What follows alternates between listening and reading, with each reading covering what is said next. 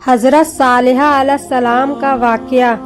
دوستو، حضرت ہود کی امت جو عاد کہلاتی تھی وہ اللہ تعالیٰ کے عذاب سے ہلاک ہو گئی، اور اس میں باقی بچے ہوئے لوگ پھر آباد ہوئے۔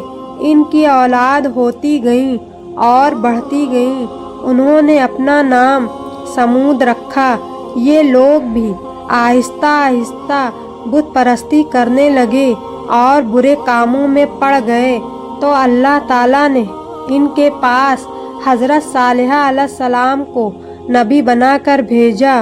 انہوں نے اپنی قوم سے کہا کہ اللہ کی عبادت کرو، اس کے سوا تمہارا کوئی معبود نہیں، اور دیکھو اللہ تعالیٰ نے قوم ہود کے بعد تم زمین میں بڑے بڑے محل بناتے ہو اور پہاڑوں کو کاٹ کاٹ کر اس پر بھی گھر تراشتے ہو۔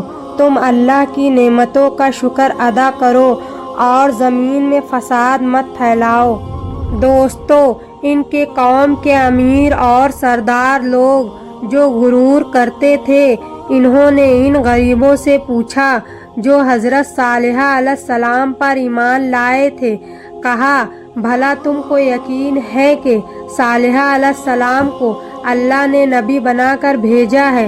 ان غریب ایمان والوں نے کہا ہاں، ہم کو یقین ہے کہ حضرت صالحہ علیہ السلام کو اللہ تعالیٰ نے نبی بنا کر بھیجا ہے۔ اس پر مغرور امیر کہنے لگے کہ اچھا تم ایمان لاؤ، ہم تو ایمان نہیں لاتے۔ ان امیر لوگوں کو یہ تعجب ہوا کہ اگر اللہ پاک کسی کو نبی بنا کر بھیجتا تو ہم امیروں میں کسی کو نبی بناتا۔ حضرت صالحہ علیہ السلام برابر اللہ تعالیٰ کا پیغام ان کو پہنچاتے رہے، مگر کوئی ان کی بات نہیں سنتا بلکہ الٹا مذاق اڑاتا۔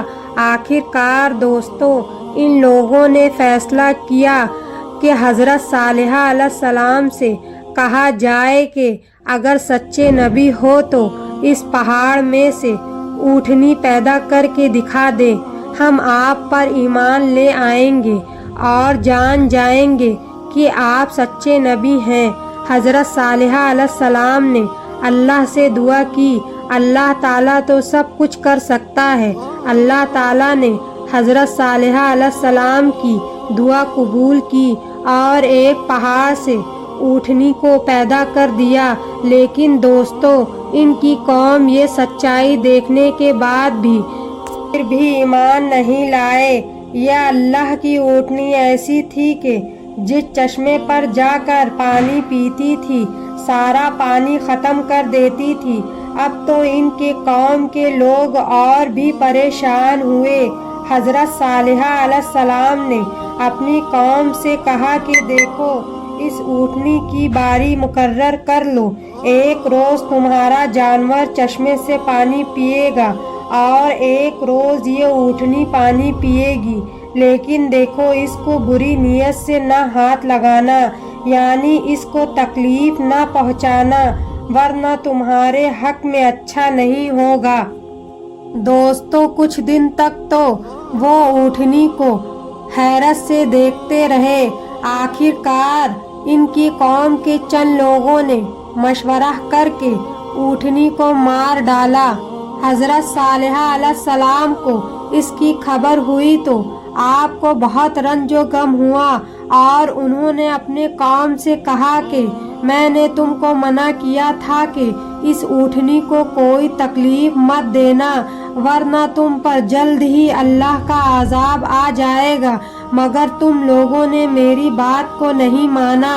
اب تم لوگ اپنے گھروں میں 3 روز اور مزے کر لو، اس کے بعد اللہ تعالیٰ کا عذاب آئے گا اور تم سب کو ختم کر دے گا۔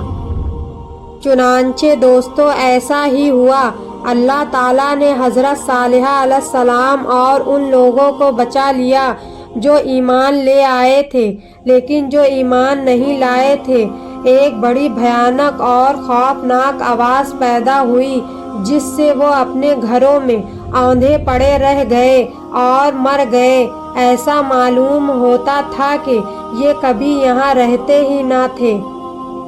دوستو، جو لوگ اللہ تعالیٰ کے حکم پر نہیں چلتے اور پیغمبروں کے بتائے ہوئے راستے پر عمل نہیں کرتے، ان کا یہی حال ہوتا ہے۔